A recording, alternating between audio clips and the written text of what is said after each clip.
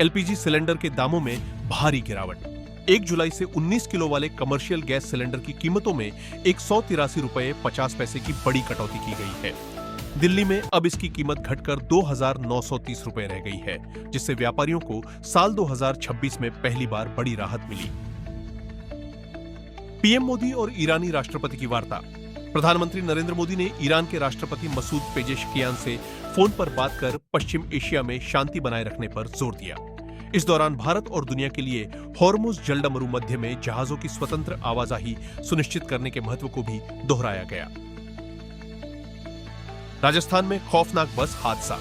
Delhi Mumbai expressway पर हरिद्वार से इंदौर जा रही एक यात्री बस अनियंत्रित होकर ट्रेलर से टकरा गई और उसमें भीषण आग लग गई।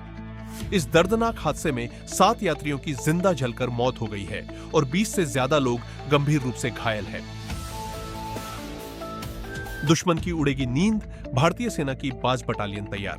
सेना प्रमुख जनरल उपेंद्र द्विवेदी ने बताया कि भारतीय सेना के पास अब 50,000 से अधिक ड्रोन हैं और इनकी संख्या जल्द दोगुनी होगी।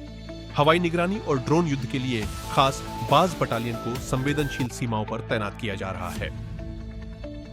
अफगानिस्तान का पाकिस्तान पर बड़ा पलटवार। तालिबान ने पाकिस्तानी सीमा के भीतर घुसकर आतंकी संगठन ISIS के ठिकानों पर ड्रोन से बड़ी एयर स्ट्राइक करने का दावा किया है। यह हमला पाकिस्तान द्वारा अफगानिस्तान में की गई हालिया बमबारी के जवाब में किया गया है, जिससे दोनों देशों में तनाव बढ़ गया है। ट्रंप को लगा बड़ा झटका, भारतीयों की बल्ले बल्ले। अमेरिकी सुप्रीम कोर्ट ने राष्ट्रपति डोनाल्ड ट्रंप के जन्मसिद्ध नागरिकता को सीमित करने वाले आदेश को रद्द कर दिया है। इस फैसले के बाद अमेरिका में पैदा होने वाले भारतीय मूल के बच्चों को पहले की तरह स्वतः नागरिकता मिलती रहेगी। ढाका में हिंदू छात्र के साथ बर्बरता।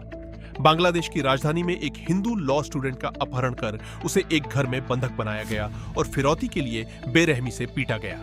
पीड़ित छात्र किसी तरह किडनैपर्स के चंगुल से भाग निकला और फिलहाल उसका अस्पताल में इलाज चल रहा है।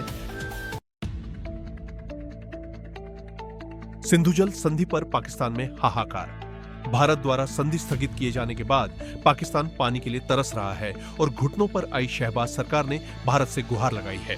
पाकिस्तान ने भारत से तुरंत सिंधु जल आयोग की बैठक बुलाने और पानी का हाइड्रोलॉजिकल डेटा शेयर करने की अपील की है। यूरोप में भीषण गर्मी का तांडव। रिकॉर्ड तोड़ हीटवेव के कारण फ्रांस और ब्रिटेन में सड़कें मुड़ रही है और रेल पटरियां पिघलने के कारण परिवहन सेवा ठप हो गई है। पेरिस के मुर्दाघरों में शवों को रखने की जगह कम पड़ने के कारण हालात बेहद डरावने हो गए हैं। भारत अमेरिका के बीच 30 सालों में सबसे खराब रिश्ते। सांसद रो खन्ना ने दावा किया है कि ट्रंप की नीतियों ने भारत और अमेरिका के बीच भरोसे की एक पूरी पीढ़ी को खत्म कर दिया है। उन्होंने इन संबंधों को पिछले 3 दशकों के सबसे निचले स्तर पर बताया है।